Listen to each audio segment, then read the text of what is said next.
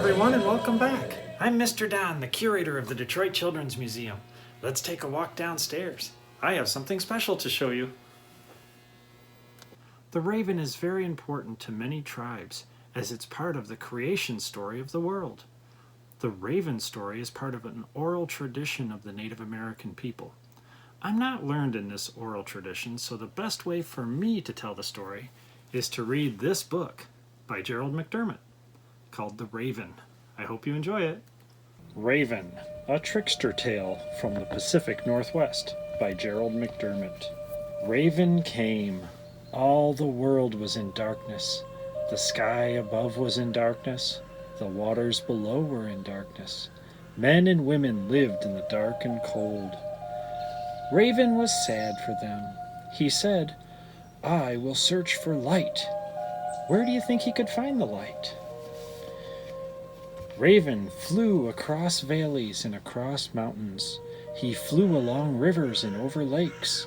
There was darkness all around.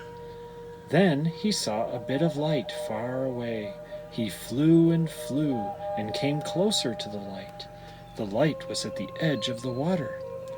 Do you see where the light is coming from?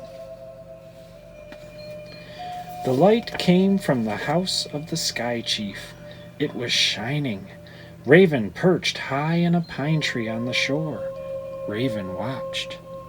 How many totem poles do you see? 1, 2, 3, 4, 5. 5 magnificent totem poles. He saw a beautiful young girl emerge from the shining house and go to the edge of the water. She was the Sky Chief's daughter. She knelt and drank some water from a woven basket. Their baskets are very tightly woven. They can actually hold water. Raven changed himself into a pine needle.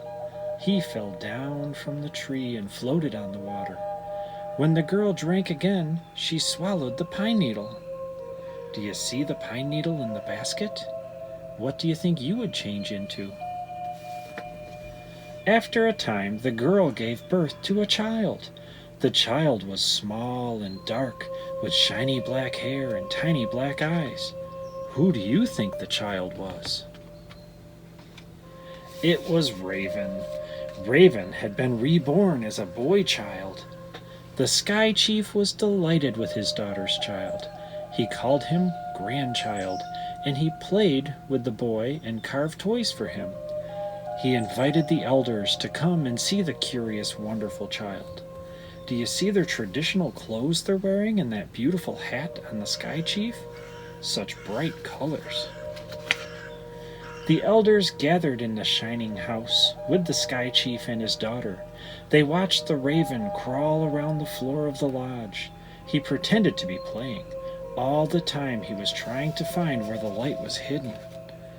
Where do you think the light was hidden? He saw a large box in the corner of the lodge. Do you think the light is in the box? The box was large. It was carved and painted with many colors. The box was bright. It glowed. Ravenchild said, "Gah, gah!" "What do you want?" asked his mother. Ravenchild said, "Gah, gah!" And then he began to cry. "What does the child want?" asked the elders. Ravenchild said, "Gah, gah!" He cried and cried. "My grandchild wants the box," said the Sky Chief. "What do you think is in the box?" The young woman placed the box in front of Ravenchild, but he continued to cry. She took the lid off the box. Inside was a smaller box. She took the lid off that box. Inside was a smaller box. How many boxes are there? Can you count them? 1, 2, 3. His mother took the lid off that box, and the light poured out of it. Light flooded the room. Inside the box was a shining ball, blazing with light. What do you think the ball was? It was the sun. "Give him the ball," said the Sky Chief. His mother gave Ravenchild the ball. Ravenchild stopped crying. He began to play with it. he rolled it around the floor of the lodge. Gah! Gah! Then he changed into a bird. Ha ha! He became Raven once again. Caw! Caw! Sky Chief, his daughter, and the elders looked on in amazement. Raven plucked up the ball of light in his beak. He flew through the smoke hole of the lodge and disappeared into the dark sky. Where do you think he was going? Raven flew over the valleys and the mountains. He flew along the rivers and across the lakes. Raven threw the sun high in the sky, and it stayed there. This is how Raven stole the sun and gave it to all the people. Do you see the sun reflecting on the water? And why do people always feed Raven? To thank him for bringing them light. Every year, the native peoples of the Pacific Northwest have a feast to Raven because they are thanking him for bringing them light.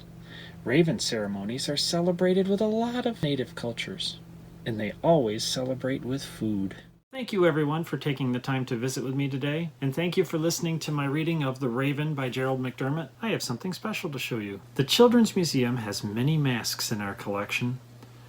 This special one is the Raven mask, created by Quackatoodle artist Peter Hunt in the Pacific Northwest, near Vancouver Island. The Hunt family boasts many famous native artists, experts in woodcraft. This mask represents the raven spirit. The raven is very important to many tribes, as it's part of the creation story of the world. How do you think the sun got into the sky?